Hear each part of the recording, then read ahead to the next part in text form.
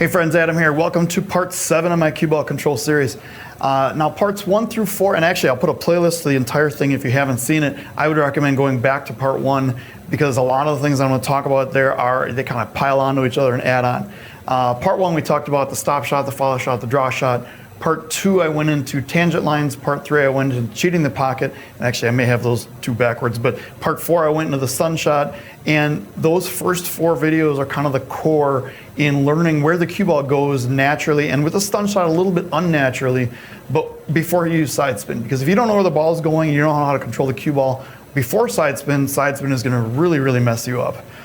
Part 5 I talked about outside spin, showed a number of shots using that and situations. Part 6 went into inside spin, and then part 7 here, I can't believe we're actually on part 7 already, went into, we're going to go into draw and side spin and a whole bunch of various shots, including some that we saw in the previous 2 videos, just how to use draw instead of a follow or top spin. Now that was really the whole goal, was to kind of build it up to this, and then in part 8 we will go through some drills on how to put everything together, and I may have a part 9, I may not, but we're almost to the end of this, and I've already thought of ideas for videos for future for using this. I'm gonna get the table recloth probably within the next month, and I wanna do a follow-up with a lot of the different shots and all the positions and how new cloth affects warm cloth, things like that. But anyway, let's go grab your cues or do however you practice and watch these videos, and let's go through some shots here.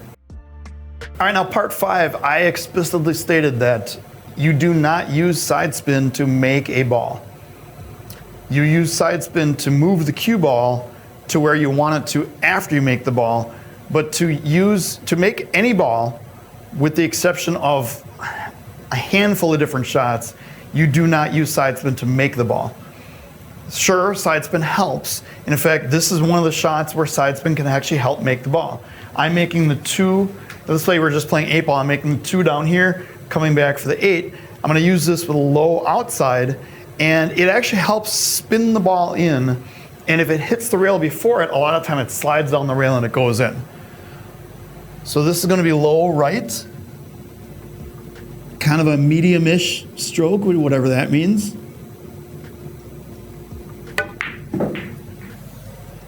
And a lot of the times they'll go in clean. A lot of times they may clip the rail, depending on how bouncy the rails are and how new the conditions are. If it's more slick, you can slide all the way down the rail sometimes. And yeah, I know you British guys love that with your big pockets mate or whatever.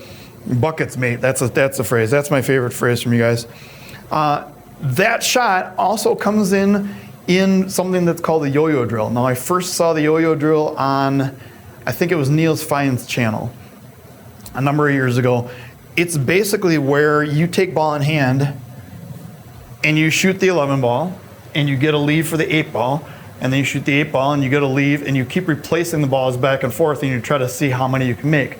Now, you'll notice the difference between my video and Niels, and I'll put a link to Niels' video up above. Niels has you freeze the balls to the rail, which is great, but if you're just starting out, put them a little bit off. If you're really starting out, put them a whole ball width off and start from there. But I would put them probably about like that. What is that, half inch, something like that, and then go back and forth. And I'm not gonna go into really detailed on this, but I'll do a couple shots here, maybe just one, and because I could do a whole video on this, and I'm not great at it. I don't practice this as much as I should. But this is one of my favorite shots. I've heard them called, I think Demetrius Gelatis called them wing shots. I don't know what to call them. I've asked in a number of my videos, and I think I just call them yo-yo drill shots. But what I'm gonna do is I have the cue ball, I'm taking ball in hand, but I'm putting it about 1 diamond over, maybe a little bit further, somewhere towards the middle of the table. I wanna be able to reach it, so I don't wanna put it way up here and not be able to reach it. What I'm doing is I'm aiming to have it come off the rail and kinda half diamond and then out. And I want basically the same angle or the same position on the 8 so I can go back. Ideally, I would get in the same spot every time. So we'll try this one. We'll see how I do.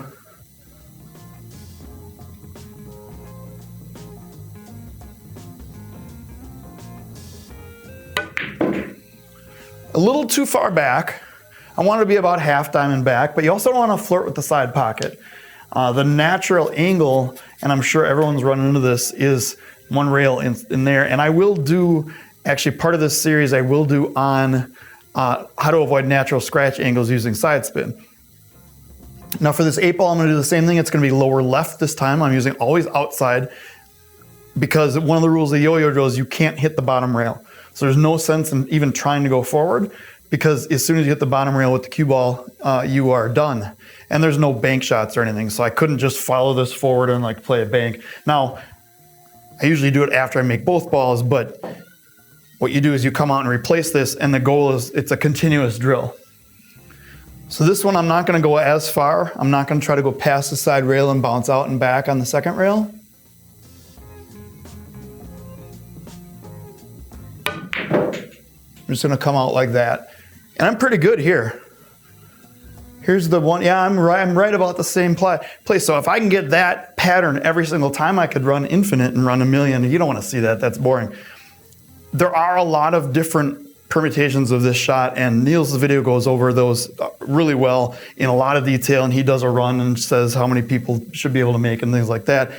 Now, one thing you'll notice is that on Neil's video, he has the balls frozen to the rail. My recommendation is put them a little bit further out. Like I said, just to not make it super impossible when you're just starting this drill. Now, there are ways you can get in a lot of trouble if you get and don't hit it hard enough and you get here. Now the natural angle on the 3 is coming right here, and you have to use either outside spin or less draw or stun to kind of manipulate the angle. Another one you can get is just about straight onto it, like this. Now I kind of went over this shot in the end of part 5. It was similar to this where I went forward 2 rails, but with the yo-yo drill, you can't hit that rail. And the whole point of this is to use stun and draw and outside spin. What you can do though, is you can use a power draw shot. I'm gonna plan on coming off this rail, somewhere off this bottom rail and out there, and there'll be a ton of spin on the ball. Maybe I'll do a close-up and a like small video or something like that. That's mostly a note for myself to edit. Make sure your cue is chalked up. This is not a power shot, it's a power draw shot. So I'm putting speed into the cue, but I'm not hitting this like a brake power or anything. And I could have done a lot better on that because I could spin this and have it come out here depending on how I hit it. You know what, let's just give it one more shot. Let's see what happens here. This is a fun shot to practice. Sometimes you get in a situation like this in a game and there's no other way to get out of it, and this is really what you have to do. Now this is, it's almost straight on here, so just a slight angle.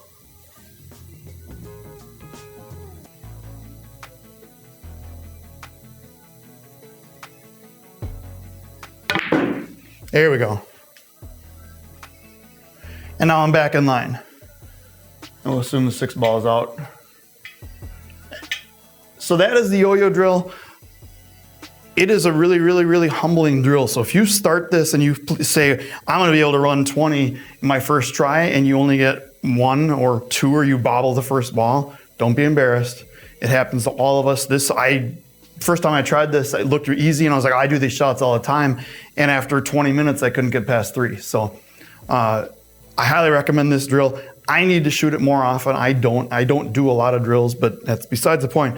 But let's take a look at another shot. This was one that we did in the part 6, where I was using inside English to get 2 rails around. We're gonna use outside English and draw, and take a look at that one.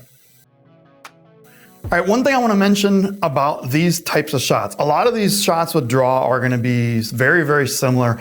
There's a couple exceptions we'll get to, and I'll show you how. But the ones off the rail, I guess the wing shots. Do you want to call them the wing shots? I don't know what we're going to call them. We could call them George shots. I don't know. I don't know what we're going to want to call them. But in a lot of these, and I don't know how to word this without getting you guys to blast me in comments. For the most part, when you're doing draw shots like this, you are not using inside spin, you are using outside spin.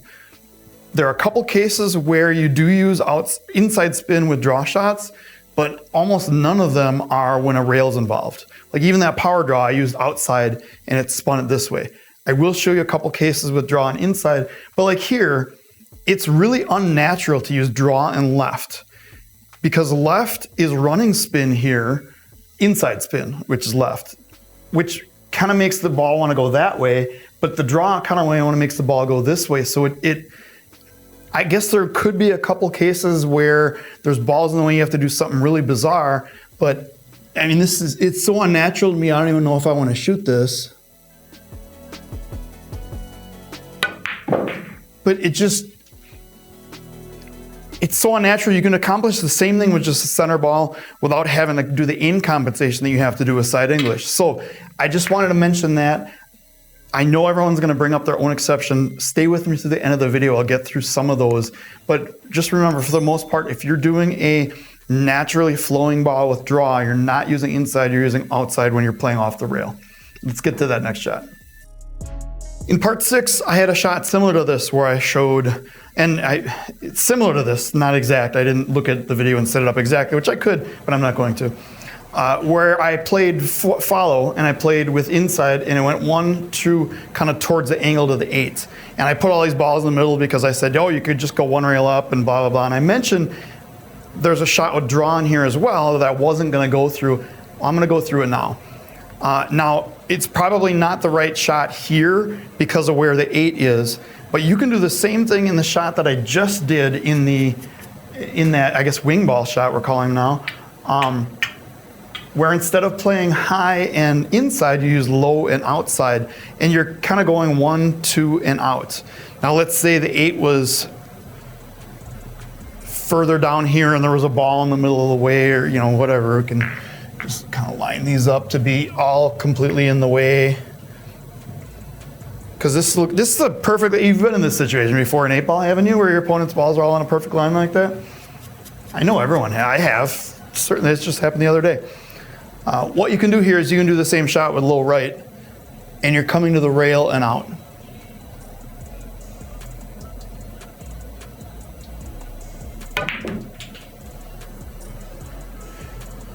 And I mean, various angles of where the 8-ball is. It could be in the side, it could be there. That's also a speed-specific shot where, depending on how hard you hit it, how much draw, how much right, you could get whatever angle. Now, you could even go as far as to say, let's say there are some balls blocking.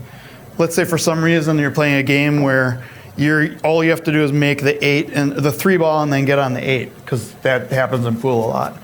You can pull this ball back off this rail, and out to get this 8 that's on a weird angle on the side since I just moved it there. This one's going to be a little bit more draw than side spin. But now we have an easy shot on the 8. I'm all the way on the rail because I wanted to hit it hard so it would be cool, but you get the idea. This is a shot that comes up all the time. And in fact, here's another drill I don't do, but I'm sure everyone's seen the guy on YouTube who gets down and does this drill. This is that pattern, except you're not coming back on the second rail. You're basically hitting him over the middle ball with the outside to come up and get an angle on the next ball, to come up an angle on the next ball and the next ball. I'm not going to do that. I'm not a real big fan of that drill, specifically because the only reason I see people do them on YouTube is to show that they can make all the balls, and I don't think that's really useful because I know they've shot it 100 times until they finally get it right. That isn't really useful. Setting situations that are perfectly normal up, like having a whole line of balls here and the 8-ball out here, this is much more realistic. And I prefer this shot much more. This comes up all the time. Now there could be cases, let's make this even more interesting, where let's say we have this, and we don't really want to, and we have, for some reason, let's say we're playing last pocket 8-ball. Shout out to V and the guys up in northern Milwaukee area that are playing a lot of last pocket, and you have to play the 14 and then get on the 8 in the same pocket, and these balls just happen to naturally be here in the course of the game. You can use this shot. Low right, and pop out. You don't want to hit it too hard because otherwise you could scratch, but now you have a shot in the 8. And based on the speed and based on angles and based on how bouncy the cushions are, you can play the cue ball a much better spot. But I'm pretty sure I could make this 8. I'm not going to do it because in case I don't, then I have to reshoot this whole section and I don't want to do that. Anyway, let's take a look at another shot. All right, now playing off the same theme with these solids just happen to be in the same exact way. Let's say on the 12 ball I didn't get there. I didn't get the leave I wanted where I was on an angle, and instead I got this like virtually straight in shot. If anything, it's going the wrong way. How do you get on this? This, even though I said it before, this is one of the exceptions where inside English can be used with draw to actually get a good result. So I see a lot of people draw this with outside, which is left in this case, and what happens is after it hits the ball and it comes back, the ball's spinning this way and it hits the rail and just kind of dies. What you want is you want to hit this with inside English, which is right English, so that the ball is spinning this way, and when it comes and it hits here, it spins out that way. And this is going to be used very, very, very loose grip. You do not want to tighten up an impact. I will create a video on that. It kind of helps sometimes with the bridge closer. It's all personal comfort. You're aiming center pocket, but I'm using low right. And that right just helps spin the ball off. Watch out for the side pocket. And I have a much easier shot than I did the last one. That shot comes up a lot. It's in a lot of different situations. You can have it come up where you're almost straight in on the side. And I'm just maybe that much off straight in. What I can do is I can cheat the pocket using that from the earlier video, play it to this side of the pocket, my left side of the pocket with, now I'm going to be using low left. And let's say for some reason I just wanted to spin over here. Let's say I have the 8 ball here and I have a bunch of balls that don't let me do whatever I wanted to do. I don't know, like that. And then one over here, so I can't go forward. Just something made up like this. And I gotta make something up like this because there's always that one guy that has to pick out all the problems. If I can get enough of a follow through and enough of a stroke on this,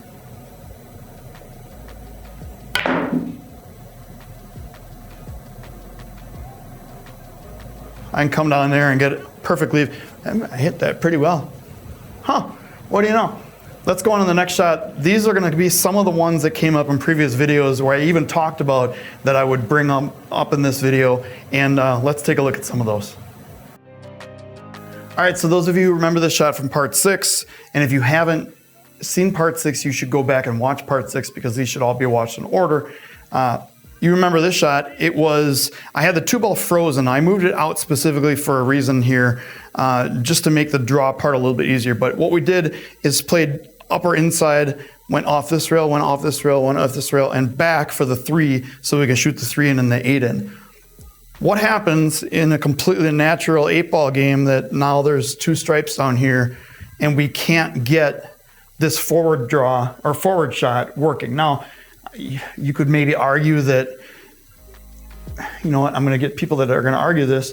You could maybe argue that, oh, well, maybe you could shoot the gap between the 11 and the 12. You know what, I'm just going to ruin that whole thing for you guys because I know someone's going to say it. So now what do you do? Because this situation comes up just as often as the one where the solids are all lined up. The answer is you're using draw with outside as opposed to using follow with inside. But it's not just straight draw, because if I shoot this shot with straight draw and outside, it's really hard to miss the side pocket with the cue ball. I did it there, but you see how close I came to the side pocket? And then I came out here with kind of not a great shot for the 3.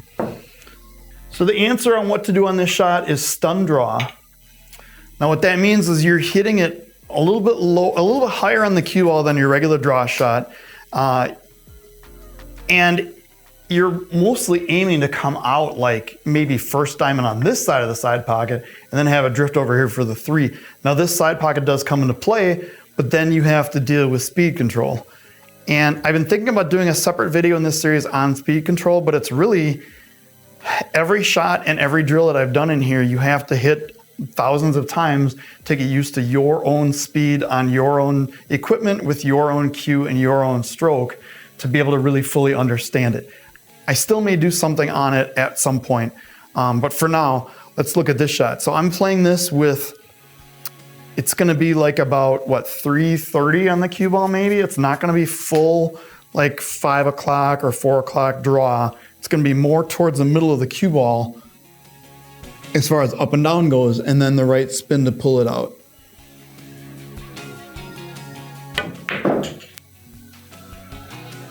And that one hit perfectly on the thing, but I didn't have hard enough, so I didn't get the great leave that I really wanted. So let's try it one more time. And this is how you learn how to do these shots. If you have a shot come up in a game that you don't know how to do, set it up at home.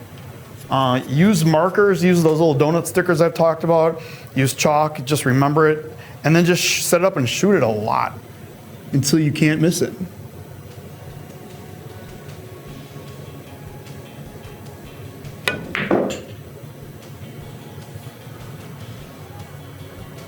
And that's going to be much better. That's going to be much more workable. Now you could tell I was heading towards the side pocket. If I put a little bit more draw on than stun, it opens the angle up a little bit more. If I put a little bit more right spin on it, it opens up the angle, but it makes it a little bit more missable. This I can work with because this one I can play one rail and over and hit the gap on, you know, all these stripes that are in the way and the 8-ball there.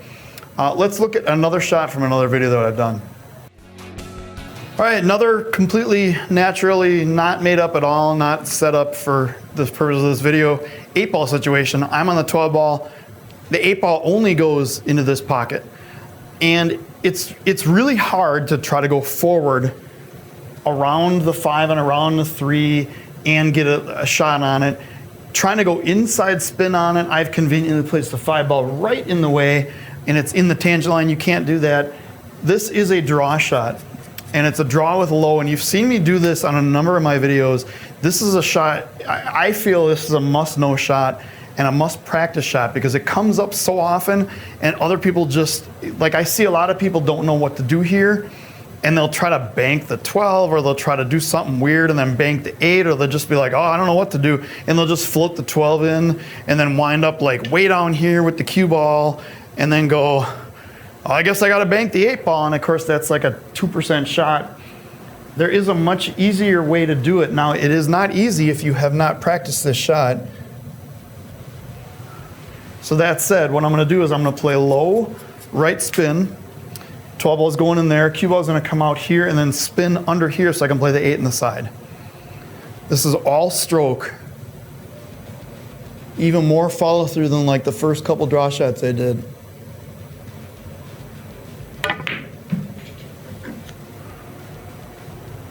I didn't quite get there, so I need a little bit more power. The amount of spin I thought was pretty good, but I needed to really come off that rail up here, and I really needed to spin down more. Kind of down where I am now is fine.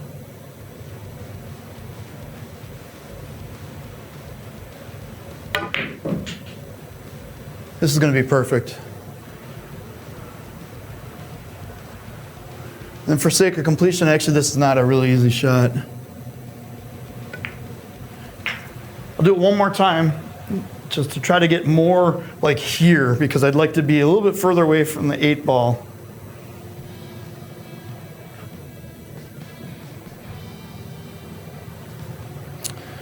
So the problem here is if you have newly polished balls or new cloth conditions, the draw can really grab, and you can actually scratch here. So I'm navigating, having to bring the ball to the rail and then the spin bringing it down versus, so I want almost more side spin than I do draw, but I still need the draw to get it over the rail and to cut it off from going forward.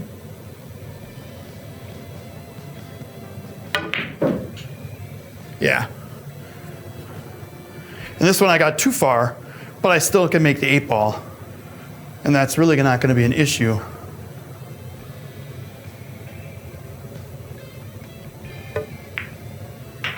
almost missed. Conveniently put the 3 there so I wouldn't scratch. That is a really important shot to learn. There are a lot of ways you can, and this is kind of the most extreme example, but you could do, let's say, instead of the 8 being over there,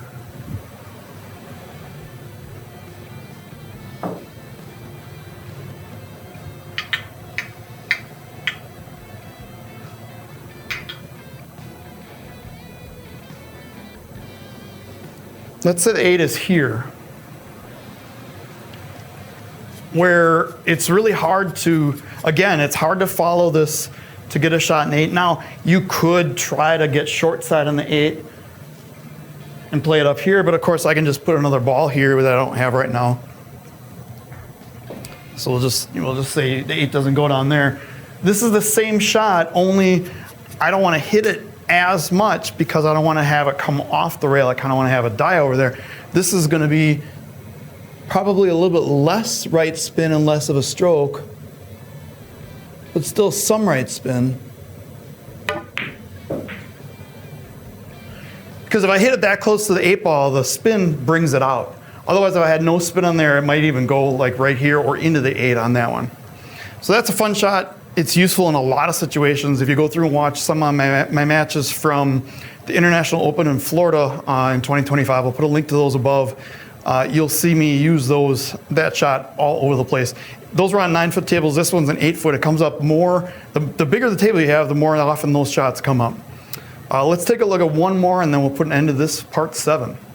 All right, the last shot in this video, and please do leave me comments and questions below. I do like reading them and replying to them from every one of you. I do try to reply to every comment, even the wise-ass comments that are out there. I do appreciate those as well. Here is the last shot in this video. This is another 8-ball situation.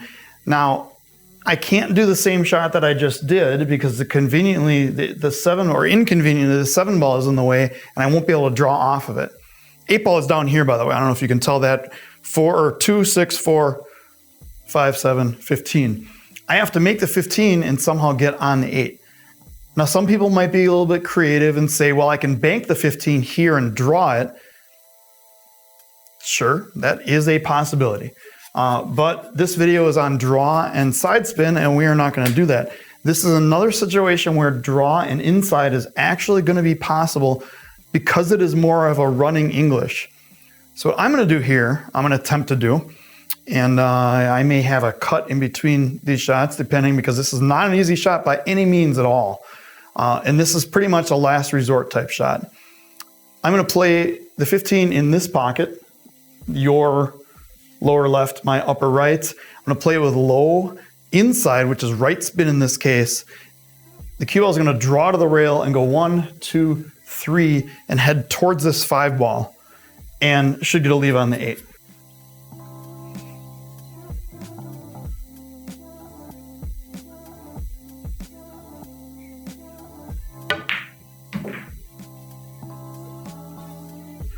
I'm going to get a shot.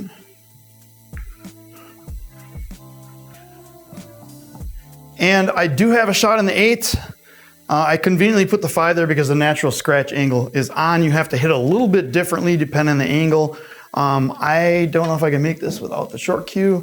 Oh, I can kind of make it with the short cue. Walls are a little short here. And there we go. That is part 7. This is an interesting shot that comes up, and once people learn it, they do it all the time. And then as you get further in the game, you realize it's a really dangerous shot. Now, I happen to put all the balls in perfectly the right order. That's really the only thing I could do. It's weird how that happens on this channel with these shots, isn't it? But a lot of people will try that shot all over the place. It does come up. It is useful to use every once in a while if you need to. The scratch is definitely on in the natural 3 rail. You either need more draw or more side spin or a different configuration to be able to do it. But that is kind of a fun shot. I do enjoy playing that shot a lot. I shouldn't say a lot. I do enjoy playing that shot if it comes up. It looks cool because you're doing something that naturally the cue ball is never meant to be doing.